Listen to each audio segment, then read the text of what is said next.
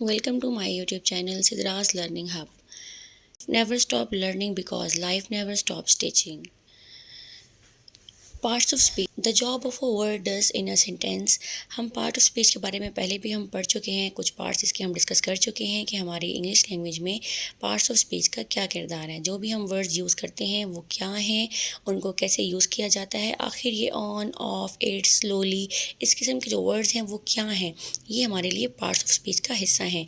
तो अगर हम सेंटेंसेस में देखें तो इसमें हमारे लिए ये ढूंढना, ये समझना आसान हो जाएगा कि पार्ट्स ऑफ स्पीच इसमें से हमारे लिए कौन है, तब जब हम इनको डिस्कस कर सकेंगे कि एडवर्ब क्या है एंड प्रपोजिशन क्या है एंड कंजंक्शन एंड इंटरजेक्शन हमारे लिए पार्ट्स ऑफ स्पीच का हिस्सा हैं, लेकिन उनको हम यूज़ कैसे कर सकते हैं और सेंटेंस में उसकी हम पहचान कैसे कर सकते हैं। तो let's get start. The next part of speech is adverb. Adverb क्या होती है? Adverb gives more information about the verb. Adverb जो है वो हमें वर्ब के बारे में मज़ीद इंफॉर्मेशन देते हैं। It describes the verb that how the action was done. ये हमें ये बताते हैं कि जो हमने वर्ब जो हमारा था, जो हमारा वर्ब था, जो हमारा एक्शन वर्ड था, जो हमने काम किया वो किस तरह से हुआ। कि काम तो हो रहा है लेकिन काम किस तरह से हो रहा है। It tells how, where, when. How कैसे, वेयर कहाँ, व्हेन कब और किस तरह से समथिंग हैपन्स कोई भी काम जो है वो हो रहा है। कोई काम जो है वर्ब वो हम कर रहे हैं, वो उसकी हैपनिंग हो रही है, लेकिन वो हैपनिंग किस तरह हो रही है, वो हैपनिंग किस जगह हो रही है, वो हैपनिंग कहाँ और कैसे हो रही है, ये हमें कौन बताता है? ये हमें एडवर्ब बताता है। It enhances the information we got from the adjectives. हमें जो इंफॉर्मेशन एडजेक्टिव से मिलती है वो उस इंफॉर्मेशन को मज़ीद इन्हेंस करता है। फॉर एग्जाम्पल से आपको मज़ीद बात क्लियर होगी।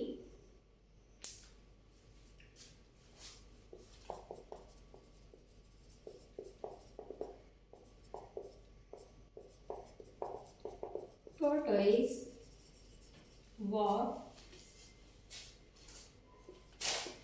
slowly। अब देखें, टोर्टोइज जो है वो वॉक कर रहा है, यानी कि उसका जो वर्ब है, जो उसका एक्शन वर्ड है वो वॉक है। वो वॉक किस तरह से कर रहा है ये हमें एडवर्ब बताता है। वो हमारा एडवर्ब कहलाएगा कि वो वॉक जो है वो स्लोली कर रहा है, स्लो आहिस्ता से वो वॉक कर रहा है। तो ये हमारे पास क्या है? Adverb.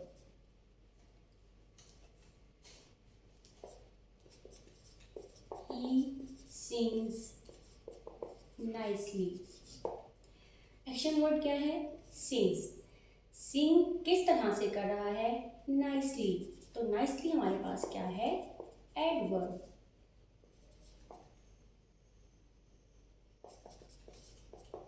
Next is he is speaking very gently. क्या है? वर्ब। इसको इनहेंस कौन कर रहा है? जेंटली। जेंटली हमारे पास क्या होगा? एडवर्ब। बस अब आपको बात समझ आ गई होगी कि किस तरह से हमारे वर्ब को एडवर्ब जो है वो इनहेंस कर रहा है और जो हमारा एडजेक्टिव भी है उसको वो किस तरह से हमें बढ़ाकर उस इंफॉर्मेशन को बताता है। ये हमारे पास एडवर्ब कहलाएगा।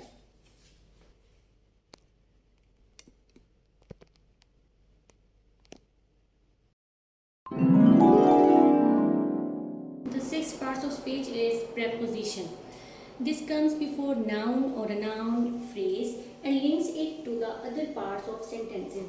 हमारे सेंटेंस में डिफरेंट पार्ट्स होते हैं जो हम आगे भी डिस्कस करेंगे जब हम सेंटेंस का स्ट्रक्चर पढ़ेंगे।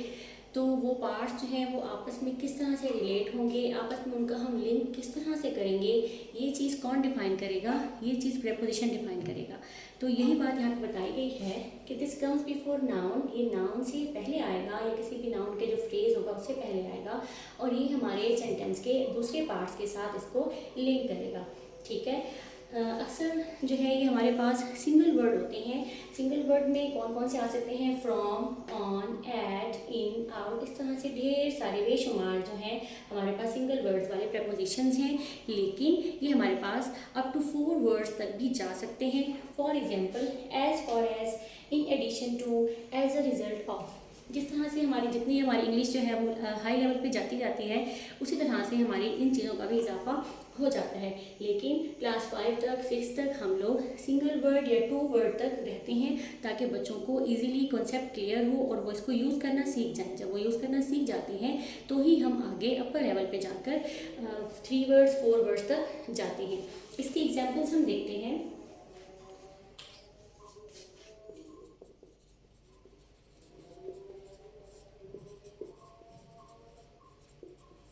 Where are you from?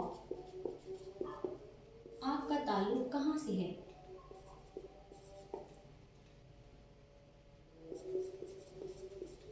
The cat is on the table. इसमें हमारे पास on का इस्तेमाल हुआ है, ये हमारे पास preposition है।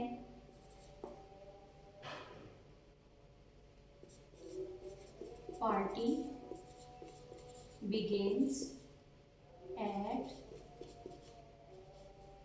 10 AM। हमारे पास इसमें एट का इस्तेमाल हुआ है। एट भी हमारे पास प्रपोजिशन है। देखें यहाँ पे आपको समझ आ जाएगी कि हमारे पार्ट्स, हमारे जो सेंटेंस के डिफरेंट पार्ट्स हैं उनके दरमियान आपस में रिलेशनशिप कायम करना है, उनको आपस में रिलेट करना है, उनका आपस में लिंक बनाना है। तो ये हमारे पास काम कौन कर रहा है? ये हमारे पास प्रपोजिशन काम कर रहा है।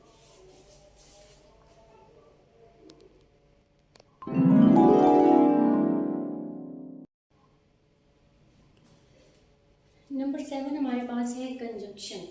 Conjunction is a word that join sentences, words and clauses. देखिए प्रपोजिशन में हमने ये देखा कि एक ही सेंटेंस में हमारे पास जो आपस में डिफरेंट पार्ट्स हैं सेंटेंस के, उनको आपस में लिंक कौन कर रहा है? प्रपोजिशन। लेकिन जो कंजंक्शन है इसका काम क्या है? इसका काम है डिफरेंट सेंटेंसेस को आपस में ज्वाइन करवाना, वर्ड्स को ज्वाइन करवाना और क्लॉजेस को आपस में ज्वाइन करवाना। इसके लिए कौन कौन से वर्ड्स यूज हो सकते हैं? बट, and, और, because, etc. एक सेंटेंस हम यूज करके देखते हैं। He cannot go to school because he was ill। अब हमारे पास अगर देखा जाए तो सेंटेंस कंप्लीट है, he can not go to school, लेकिन इसको हमने लिंक करना है नेक्स्ट सेंटेंस के साथ जो हमारे पास है ही वॉज इल। तो इसको कौन लिंक कर रहा है? बिकॉज।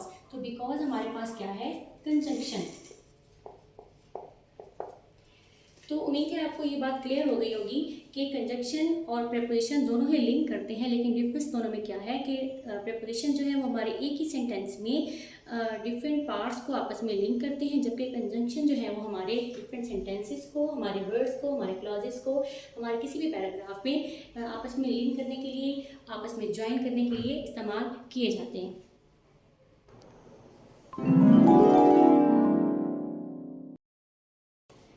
पार्ट्स ऑफ स्पीच का सबसे लास्ट पार्ट है इंटरजेक्शन। इंटरजेक्शन क्या होता है? An interjection is a word use to convey या एक्सप्रेस इमोशन। हमारे जो सेंटेंसेस में हमारे इमोशंस को एक्सप्रेस करने के लिए जो वर्ड्स इस्तेमाल किए जाते हैं वो हमारे पास इंटरजेक्शन कहलाते हैं। For example,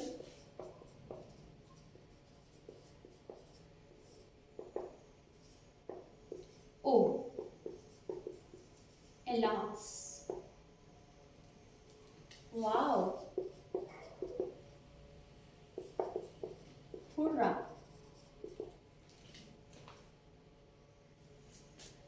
oops, etc. इस तरह के तमाम वर्ड जो भी हमारे किसी भी किस्म के इमोशन को, वो खुशी का हो या गम का हो, दुख का हो, किसी भी किस्म के इमोशन को जो जाहिर करता है, एक्सप्रेस करता है, या हमारा इमोशन किस वर्ड के साथ कन्वे हो रहा है, वो वर्ड हमारे पास क्या कहलाएगा? इंटरजेक्शन। यानी कि सेंटेंसेस में हमारा जो इमोशन को एक्सप्रेस करने के लिए वर्ड इस्तेमाल हो रहा है वो क्या है? इंटरजेक्शन। हम इसको सेंटेंस में यूज करके देखते हैं। Hurrah, I won the match। अपनी खुशी को हम बयान कर रहे हैं। देखें जब हम बोलते हैं उस टाइम तो हमारे लहजे से, हमारे अंदाज से पता चल जाता है कि हम खुश हैं या हम गम की हालत में हैं या हम अफसोस या दुख कर रहे हैं। लेकिन जब हम लिखते हैं इंग्लिश लैंग्वेज में, इंग्लिश लैंग्वेज की हम बात कर रहे हैं, जब हम लिखते हैं तो उस टाइम पे हमने एक्सप्रेस कैसे करना है अपने इमोशंस को कि हम इस जुमले में क्या महसूस कर रहे हैं। वो ये वर्ड्स ही हमारे लिए रिप्रेजेंटेटिव हैं कि हमारा जुमला हमारे किस इमोशन को एक्सप्रेस कर रहा है।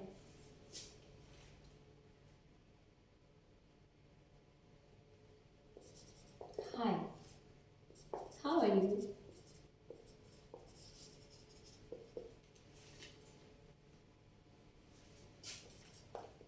Wow, that's totally awesome. इन सेंटेंसेस में हमारे पास वाओ, हाय या होगा, ये तमाम वर्ड्स जो हैं हमारे एक्सप्रेशन को शो कर रहे हैं। हमारा एक्सप्रेशन जो है वो आगे किसी पढ़ने वाले के पास कन्वे कर रहे हैं। तो ये वर्ड्स हमारे पास क्या कहलाएंगे? इंटरजेक्शन। आज हमारे पार्ट्स ऑफ स्पीच के तमाम पार्ट्स 8 पार्ट्स पूरे हो चुके हैं। तो अब हम चलेंगे सेंटेंस स्ट्रक्चर की तरफ, क्योंकि जब तक हम ये ना जान लें कि हमारे सेंटेंसेस में जो वर्ड्स यूज़ हो रहे हैं वो क्या हैं, वो क्या होते हैं, वो कौन से होते हैं, तो उसके बगैर हम सेंटेंस को बना नहीं सकते। क्योंकि हमारे लिए हर वर्ड को जानना ज़रूरी है, हमारे पास तमाम वर्ड्स की मालूमात होना ज़रूरी है, तभी हम उन वर्ड्स को, उन पार्ट्स ऑफ स्पीच को अपने सेंटेंसेस में यूज़ कर सकेंगे। अब सेंटेंसेस बनाने कैसे हैं उसके लिए हम नेक्स्ट वीडियो में देखेंगे कि हमारा स्ट्रक्चर क्या है और हमारी इन वर्ड्स का इस्तेमाल, पार्ट्स ऑफ स्पीच का इस्तेमाल हमारे सेंटेंसेस में क्या है। उम्मीद है आपको वीडियो पसंद आई होगी। अगर आपको वीडियो पसंद आई है तो चैनल को सब्सक्राइब और लाइक करना मत भूलिए। बेल आइकन का बटन भी ज़रूर दबाइए ताकि आपको नेक्स्ट आने वाली वीडियो का नोटिफिकेशन मिल सके। Thank you. अल्लाह हाफिज़।